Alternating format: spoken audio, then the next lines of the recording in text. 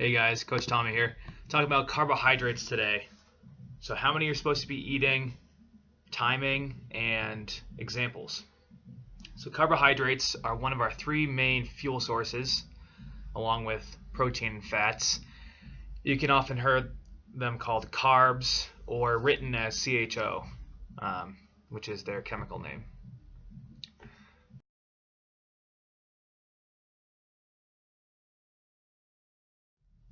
So there's different types of carbohydrates, as with fats. So going over each of the macronutrients here a little bit.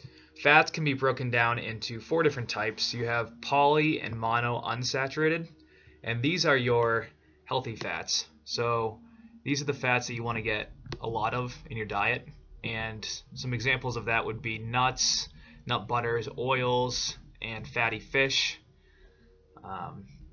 You have saturated fats, which your body can make naturally, so you don't need to get these in your diet. Your body naturally makes this. So you want to limit saturated fat, and you want to completely eliminate trans fat. So trans fat is only found in man-made products, processed foods like chips, and other, processed junk foods. Moving on to protein. Proteins are amino acids, and they can be found in both plant and animal sources, so there isn't necessarily different names or types.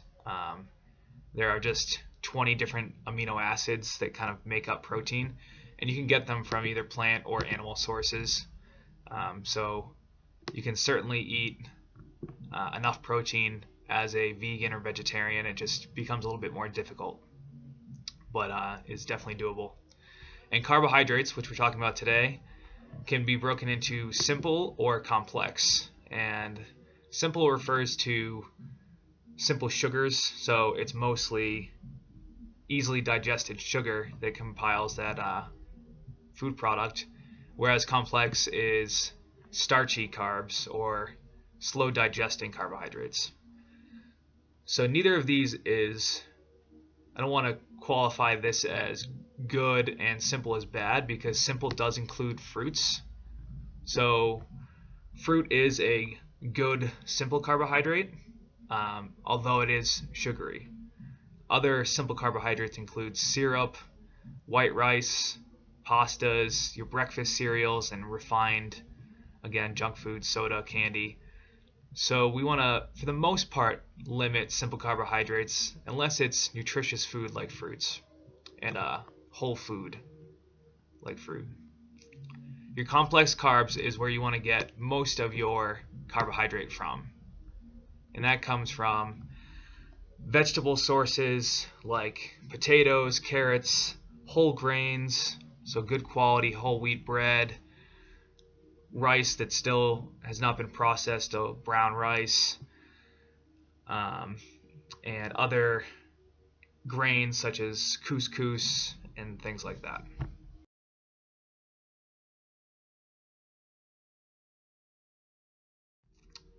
So moving into some more sources here, talked about good carbohydrates, which can be simple carbohydrates like fruit, or most of the time we want it to come from complex sources.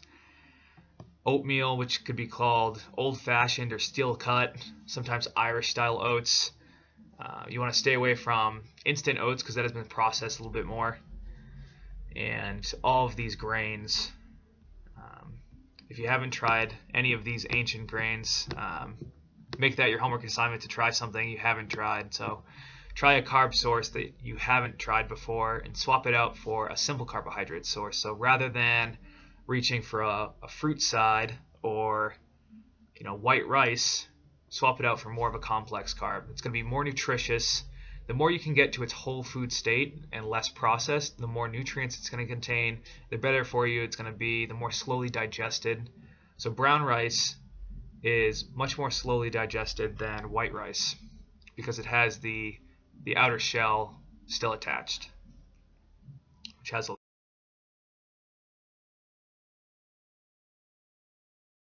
fiber.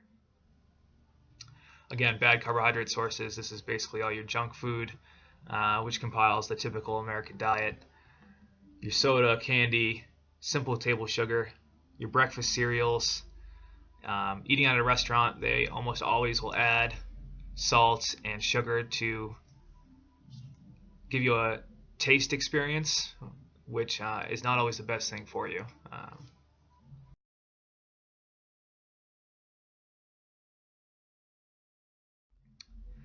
So some terms that you might hear throughout this program that you just want to go over so you know what we're talking about. If we ever talked about glucose, that's the same thing as carbohydrate. That's just when it's in your blood. So if you have low blood glucose, that's low blood sugar. Just another name for carbohydrate when it's in that transportation state in your bloodstream. Glycogen is when it's stored. So when you eat carbohydrate and you store it in your muscle and liver for later use, it's being stored as glycogen. So you might hear those two terms and just know that we're talking about carbs. Some other things you might hear are all these different names for sugar. So these are all considered carbohydrate, except for this column over here. These are alcohol sugars. So a lot of different names for sugar: sucrose, dextrose, lactose, you name it. And there's lots of ways that it can be hidden on a food label. So any of these names on a food label refer to sugar or carbohydrate.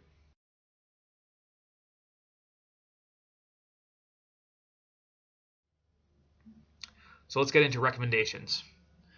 Recommendations are going to vary vastly whether you're an athlete or you're just a weight loss casual exerciser.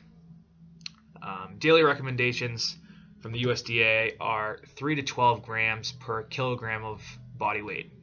So you'd have to do a little conversion there and turn your body weight from pounds into kilograms and then multiply that by anywhere from 3 to 12. If you're a weight loss individual, you're going to be more towards the low end of that spectrum. If you're a marathon runner, you're going to be up in the high end.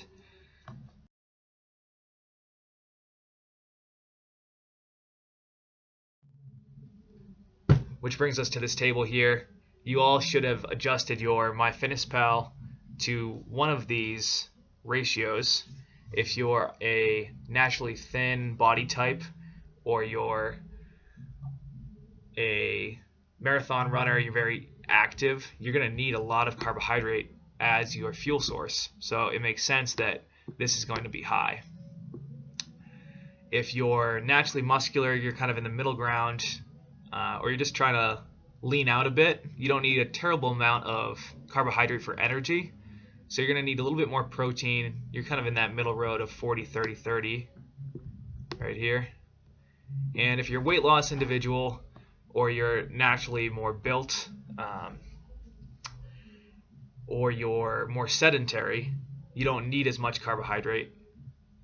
And we're going to try to decrease that. So you're going to be in the lower end here at 25%, 35% protein, and 40% fat. So again, this should all already be programmed into your MyFitnessPal account. Just giving you a little bit of the rationale here as to why. Notice how even our weight loss individuals are getting 25% of their diet from carbohydrates. So low carb does not mean no carb. We need carbohydrate. It is essential to our life, and 25% is still a good amount.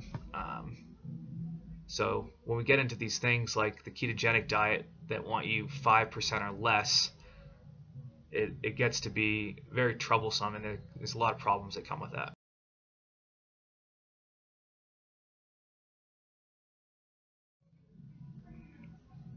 So the way to put this into practice is a simple little guide here. If we have a male, for example, they're going to get 2 palms worth of a protein at each meal, 2 fist worths of vegetables, and 2 cupped handfuls of carbs with most meals, and then 2 thumbs of fat. So the cupped handfuls, this could be, a brown rice, or it could be a starchy vegetable like a sweet potato in addition to the vegetable over here, or the potato could count as that vegetable. For females, the recommendations are basically halved, and what this will look like visually on your plate is up here in this top left corner. About a quarter of it will be that lean protein, about 60% of it will be your vegetables, which again are carbohydrate. Leafy greens tend to be less carbohydrate dense, so if you're trying to go low carb, you might be sticking more towards leafy greens, whereas if you're trying to use your vegetables as carbohydrates, maybe you're highly active or you need a little bit more carbs in your day, you could stick more towards carrots, potatoes, that sort of thing, and add the additional starchy carb, whether it's rice, couscous, whatever it may be.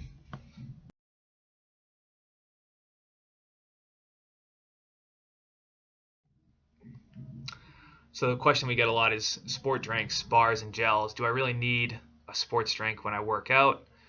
Most people think they go hand in hand, and the truth is most people in this program want weight loss, and most lay exercisers work out for about an hour at a time, and that doesn't warrant a sports drink. So going back to what we talked about before, glycogen is the stored form of carbohydrate in your body, and when that is depleted and you've lost all the glycogen in your body, that is when you need to supplement with a liquid carbohydrate, a bar, or gel to keep going if you're going to do extended periods of exercise. Most of us do not exercise 2 hours, 3 hours on end. If you do, great, and this applies to you. But if you're just working out for an hour, you don't need the sports drink. If you're working out or have an athletic event upwards of 2 hours, that's when you might need the goo packets, the banana when you take a pit stop during your race, that sort of thing. And then the question that always comes hand in hand with that as well is, what about electrolytes? Do I need to be replenishing electrolytes when I work out, not just carbohydrate? And if you've eaten before your workout or athletic event and you plan on eating after, those meals are going to replenish any electrolytes that you lost. So that post-workout meal is going to have the salt, the zinc, the magnesium, all of those electrolytes that you lost while working out. It's when, again, you're working out for extended periods of time and you need those to keep going during your athletic event that you might want to think about replenishing them. So I think a quick rule of thumb is if it's under an hour, don't worry about it. If it's over an hour and a half, 2 hours, that's when you might want to think about a quality sports drink, bar, gel. And what I mean by quality is the type of sugar. So you want to look for sugars that say sucrose, maltose, any of those quality sugars, and not high fructose corn syrup. That is going to retain water in your GI and not hydrate you as well as maybe cause some GI upset. And you certainly don't want that when you're working out.